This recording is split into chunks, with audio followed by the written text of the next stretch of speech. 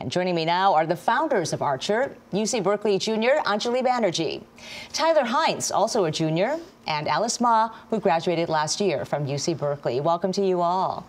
Alice, let's begin with you. You founded Archer along with Tyler and Anjali. What is it and how does it work? So Archer builds data analysis software for investigators that focus on issues of corruption, terror finance, war crimes, and human rights. It's like a subset of issues amongst kind of a larger set that we've defined as systemic and critical. So we do this in kind of a dual approach. So the first is through our flagship product, Architect, which Tyler will probably have some thoughts on.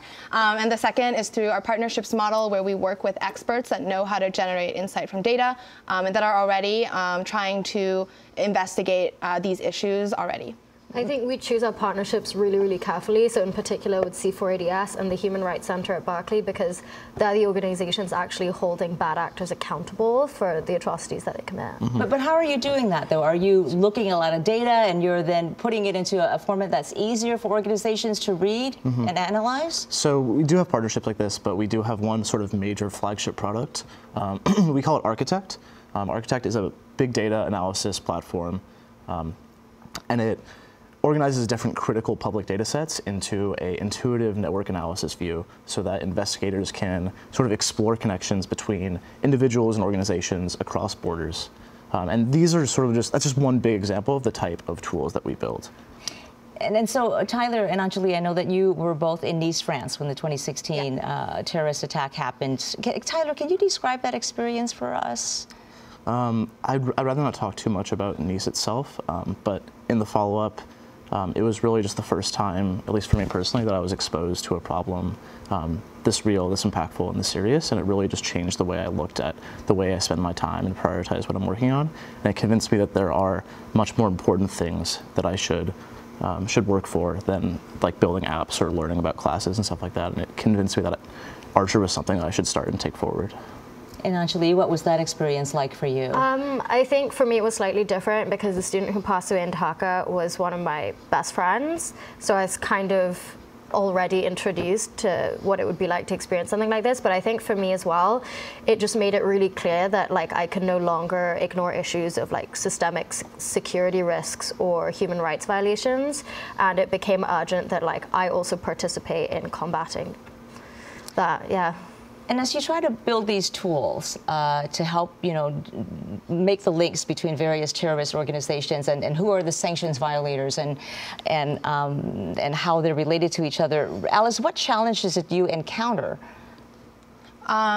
So I think the challenges that we encounter are twofold. So there's one on the side of there's literally just so much public data that's out there. And this data has been exponentially growing in the last 10 years. I think that's a broader context behind why Archer exists and why it's impactful. Because we've discovered that the newsrooms or the analysts or the nonprofits that are working on these issues are no longer able to keep up with the information that's out there. And so that's kind of how we are like making an intervention in the space, I guess, and that's extremely challenging because of just how much data is out there and how messy it can be, and even like the sheer manpower required to kind of gather it all together and integrate it well.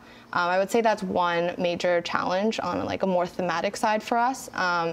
And I guess it's something we've overcome thanks to like the ingenuity of the Berkeley students on our team. Besides ourselves, there's 19 other students that dedicate their time to this effort. And that actually brings me into like a second challenge that I think is really important, which is like making an impact in this space when we're students. It's like people always ask us like, oh, you're students, so like, what do you do? Like, does it actually work? And how much time do you spend on it? And I think we've overcome this as well with the help of our team and just being completely dedicated and building a product that speaks for itself. And you're all volunteering your time, and you've probably in some weeks have devoted more than a full-time schedule to this. And Tyler, when you were developing these tools, what surprised you the most? What did you learn from it? What really surprised me is that there are all these different atrocities happening in the world, and there's so much information collected about them. However, there's so little work being done just because the tools and the accessibility isn't out there for newsrooms, for journalists, for people who are involved in civil society. For human rights organizations. For human rights organizations, there's no real way for people to analyze issues in this way, and we're trying to bring about tools that can change that. I think what surprises too is the fact that we were trying to do something that is quite daunting. I mean, the three of us didn't really care, but getting people, we thought it was going to be hard trying to convince people to donate their time, essentially, especially a lot of them are engineers and getting six-figure offers or whatever, but it's actually been really easy. I mean, we have kids who are taking their finals this week and also on client calls and also spending 40+ hours. So that was a nice surprise. And who's using your tools right now? And have you been able to connect with any federal agencies? So the product that we just launched a month ago is called Sanctions Explorer, and it makes U.S. Treasury data accessible and insightful en masse. So the users of our tools are journalists that work on sanctions violations, people that work at academic centers, for example at Harvard, that work on non-proliferation issues, analysts that work on illicit finance or sanctions evasion to North Korea. So these are a subset of our users.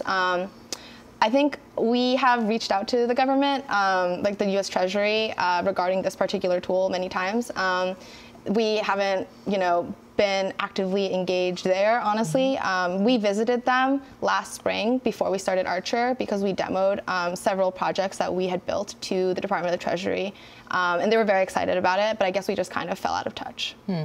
So does that lack of contact change anything for you? Or are you still hopeful that this is an opportunity to bridge the gap between the Bay Area's tech epicenter, what you're doing, and policymakers in Washington, D.C.? I think, yeah, it hasn't been discouraging at all. I mean, the day that we launched, I was sitting in class and our Twitter was just, I guess, blowing up because of all the people who were really excited that this existed for them. So it hasn't been discouraging or anything at all. We really understood in the immediate 24 hours after we launched Sanctions Explorer that we can have a considerable impact in the space. And I know that you're all attending the big human rights conference called RightsCon in Toronto next week. But in the meantime, you're also looking ahead, Tyler, as you're volunteering on this. Where would you like to take Archer from here? So over the next few months, us three are going to be going full time.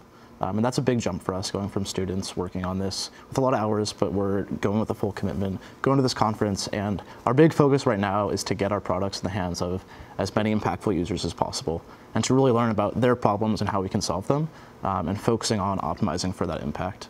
I think possibly scaling and making some money? Yeah, okay. So a big focus for the next couple months is also Architect, our flagship product, which integrates different critical public data sets and makes them connected and lets people explore those connections. Okay. So that's what we're focusing on for the next. All right, good luck to all of you. Alice Ma, Tyler Heintz, and Anjali Banerjee with Archer. Thank you. Thank you.